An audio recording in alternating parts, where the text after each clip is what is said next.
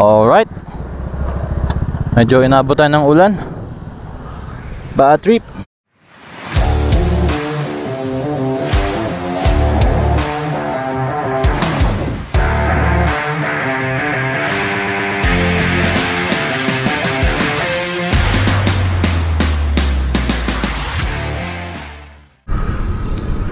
Alright mga Lodi bro, so welcome na naman sa panibagong vlog para lang dito sa motor na to, sa Modenas Brusky 125 in collaboration with Kawasaki. Okay, pag-usapan natin yung mga goods and not so goods for me dito sa motor na to. So ito ay magiging guide lamang, no, para dun sa mga nagbabalak bumili ng Brusky 125. So wala akong sasabihing pangit or hindi maganda. Siguro masasabi na lang natin na pwede pang ma-improve. Okay, kasi wala namang perfectong motor eh. So dun muna tayo sa mga goods. Number 1, syempre unang-una kapag buyer ka, usually but not everyone, ang tinitingnan mo presyo eh. Di ba pag bibili ka ng pagkain sa isang restaurant, hindi ka naman tumitingin talaga agad dun sa pagkain eh. Hahanapin mo dun kung saan yung may promo, di ba? Usually hindi ko masasabing lahat kasi may mga mayayaman naman tayong viewers eh. Pero tulad ko, isang ordinaryong tao, titingnan ko muna kung saan yung mga medyo set meal, di ba? Kasi dun tayo sa sulit. So tulad nito, ang motor na to ay masasabi kong sulit para sa kanyang presyong 75,000 pesos.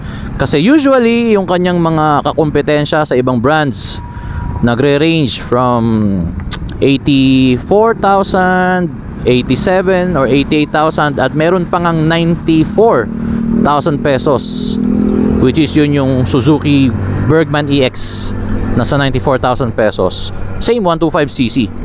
Ang ganda ng ilaw nyo ngayon, medyo madilim-dilim na oh. Stig. Okay, panalo to sa presyo kasi ang presyo ng Honda Beat, which is 110cc lang, mas maliit na motor, syempre mas mahina yung makina nya, is nasa 74,000 pesos sa pagkakaalala ko. But this one, 1,000 na lang idadagdag mo, 75,000, may motor ka na may power. At yun ang next na sasabihin kong goods dito, which is the engine.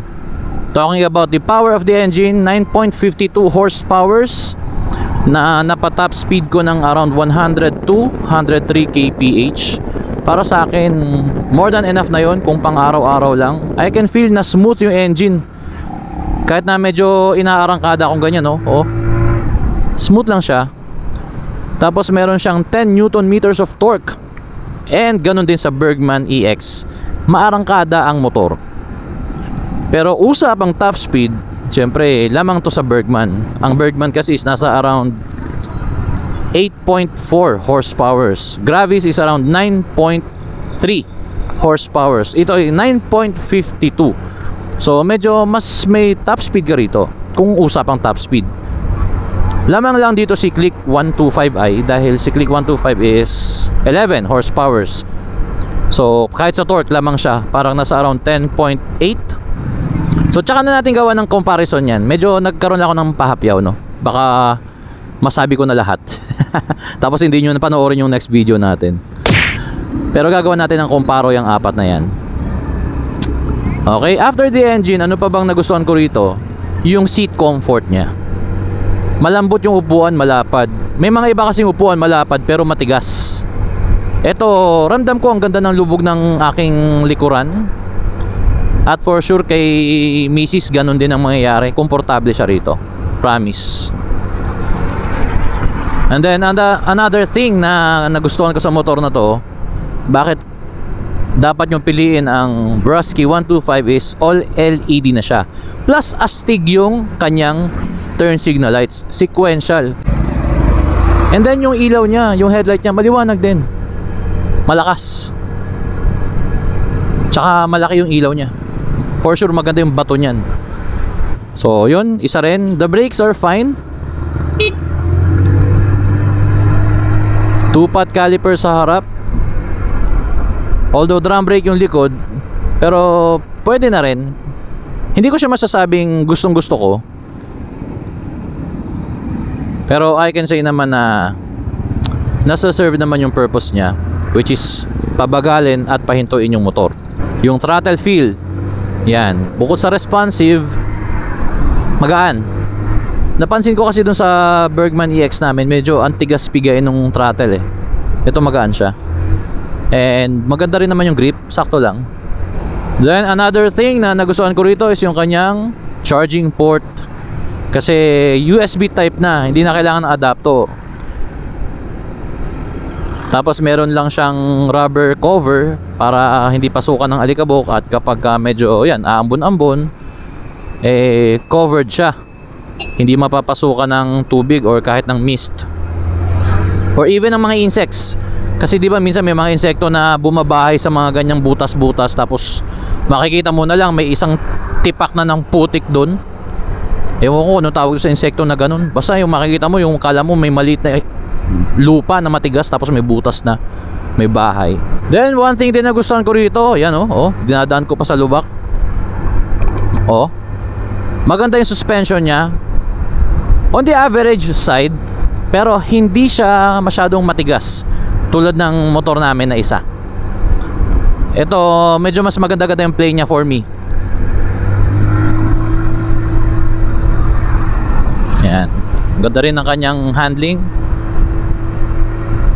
Dalawang kamay, baka tawagin tayong kamote eh.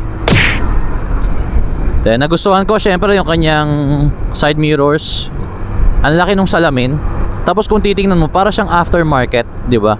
Hindi katulad ng typical na yung stem niya mahaba, tapos yun na, bakal, diretso na sa salamin niya, plastic.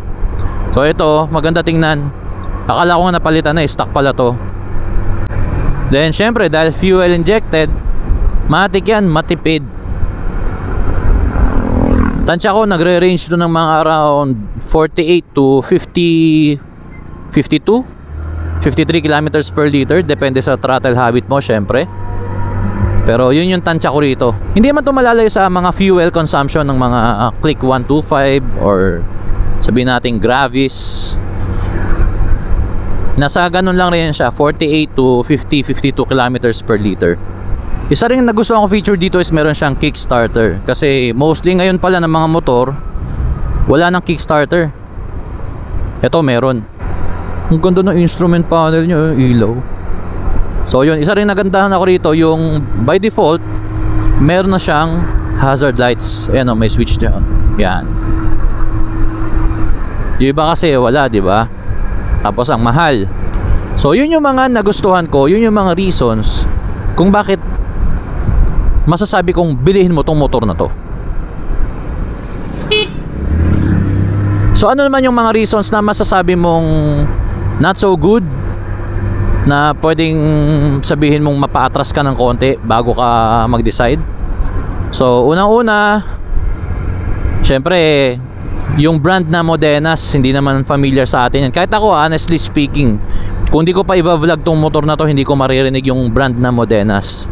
Pero nung sinabi nga na nag-collab si Kawasaki and Modenas, and ganun din yung ginawa ng Kawasaki sa Bajaj na brand from India, so parang kumbaga sa akin why not give them a shot, di ba? Lahat naman pwedeng magkaroon ng chance para may mapatunayan. And sa tingin ko naman, wala naman akong mga nafe-feel na mga parang mga loose parts or yung mga plastic niya, yung mga fairings niya na parang medyo, alam mo yung feeling na parang maghihiwa-hiwalay, pang malubak lang, makalug. Ito ano parang feeling ko fit na fit yung mga fairings niya. Kumbaga talagang maayos yung pagkakasalpak. And yung engine niya feels solid din. Tsaka maganda yung tunog niya, promise. Yung stock niya na tambucho, parang kala mo, masasabi mo rin na yung mga Japanese brand din na sikat yung gumawa. Pero yun nga, kasi nga pwedeng ma-feel mo na dahil nga hindi pa siya sikat, dahil ito ay based sa Malaysia yung Modenas, no? Pero alam ko, dahil nga Kawasaki ang nag-collab, syempre dadaan yan sa matinding quality control din ng Kawasaki for sure. Then pangalawa, ano ba yung pwede pang ma-improve dito? Para sa akin lang or ano yung mga medyo masasabi kong not so good, is yung kanyang masyadong makulay na decals. mas gusto ko yung medyo minimalist eh. Alam niyo itsura nung Click 160 na yung naunang version, yung walang masyadong stickers, yung basta matte lang siya and then may konting mga emblem lang or maliliit lang yung mga decal niya. Para sa akin kasi mas madating yung motor na hindi masyadong maraming mga stickers, mas nagmumukhang premium. Yun ay opinion ko lang naman, no. Kumbaga hindi naman siya sobrang big deal, pero dahil nga bilang isang nagvo-vlog, so sinasabi ko lang yun as my opinion.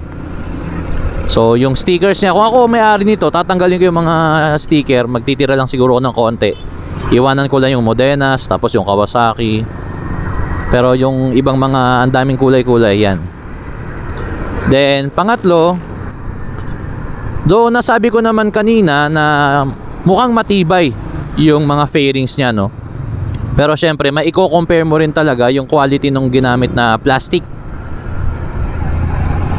Yung mas masasabi mong mas pulido pagdating sa mga ibang brands. Dito yan, mafe-feel mo talaga na ano din siya, medyo nasa budget friendly category siya. Maganda naman yung mga kulay niya, bright. Pero yun nga, yung plastic, mafe-feel mo rin talaga na mas premium pa rin yung mga mas expensive. Syempre, what you pay is what you get. Pero hindi ko naman sasabing pangit siya, ha. And meron pa tong ibang mga kulay. Mayroong red, tsaka mayroong yung Duchess Gold na tinatawag nila. Syempre, isa pa is yung kanyang braking system. Though malakas naman, pero wala siyang combi brake. So parang yung Gravis din. Kahit pa paano, magandang meron na sana tong combi brake system eh, para pagpiga mo sa kaliwa, 70% sa rear, 30% sa front brake, at hindi ka na masyadong mamumroblema pa na balansehin yung pag-brake mo. Hindi ka naman pwede maghangad ng ABS sa ganitong model dahil nga sobrang affordable na nito. Maghahangad ka pa, sobra ka naman, di ba? Pero yun nga, at least kahit papano sana binigyan na lang nila ng combi brake system. So meron nun si Bergman and Bergman EX and si Click 125. So pagka nakahinto tayo, idle, normal lang naman, medyo manginig. Okay, tama yung side mirror. Pero kapag piniga mo na yung throttle, nagiging refined na yung pakiramdam sa engine. So what else? Isa pang na-discover ko rito, wala siyang side stand engine kill switch. So may mga tendencies, no, lalo na mga babae, nakakalimot yan. Asawa ko laging ganun dati. Pagka may humps, doon na lang niya nalalaman na nakababa yung kanyang side stand. Delikado yun. So kahit na nakababa ang side stand mo, try natin, ha. Yan, nakababa, umaandar tayo. So wala siyang kill switch na standard na halos sa lahat ng mga motor ngayon. Kahit na mga smaller displacement pa na 110cc, meron yan. Eto, hindi nila nalagyan kasi nga siguro talaga nagko-cost cutting sila. Gusto lang nila mag-produce ng motor na dadalhin ka from point A to point B, na hindi ka na maghahangad ng sobrang dami pa ng mga safety features. So dahil nga sa presyo niya, parang ayoko na lang rin magreklamo, di ba? 75,000 pesos eh. So yun yung mga bagay-bagay. Ano pa ba? Gulay board, sapat lang naman, hindi ako magrereklamo dyan. Kasi kahit pa paano, nagagalaw-galaw ko naman pa ako. Yung kanyang lalagyan dito sa harap, yan, sige, nag-nitpick na lang tayo, no. Sana yung isa may cover, di ba? Tulad ng ginawa ng Click 125i na bago ngayon, yung latest version. Gaya rin ang ginawa ng Bergman na may cover dito sa gilid. So yun, sana lang nilagyan nila ng cover kahit paano para medyo meron tayong lalagyan na medyo hindi naman exposed yung mga nakalagay. Though hindi mo naman mailalak talaga dyan yung mga gamit mo. So yun lang naman. And then isa pa, yung kanyang under seat storage capacity, which is just around 14 liters. To give you an idea, si Click 125 Meron siyang 18 liters under seat storage capacity. Kasya na doon yung half face helmet, or siguro full face na rin na medyo maliit lang yung shell. And then si Bergman EX naman ay merong 21.5 na under seat storage capacity, 21.5 liters. So ganun kalaki yung difference. Ito medyo tinipid nila sa under seat storage. Pero isa pa palang nagustuhan ko rito, bumawi kasi sila sa fuel tank capacity, which is 5.1 liters. So kahit pa paano, medyo malayo-layo na mararating mo bago ka pa bibisita sa next gas station. Mahaba-habang biyahe na rin yon. So napakaiksi lang naman ng vlog ko about dito sa goods and not so goods. So syempre, pag-usapang design, subjective yan. May mga tao na magagandahan sa design nito, may mga tao naman na may mga masasabi. Beauty is in the eyes of the beholder. So importante lang naman is gusto mo yung motor na bibilin mo para alam mo yun, wala ka ring pagsisisihan sa huli. So kayo mga Lodi Bros, palagay nyo, ano yung mga nakita nyong mga goods and not so goods para sa inyo sa mga features ng motor na to? So pwede naman kayo mag-comment sa baba. Huwag lang tayo mag-away-away ha.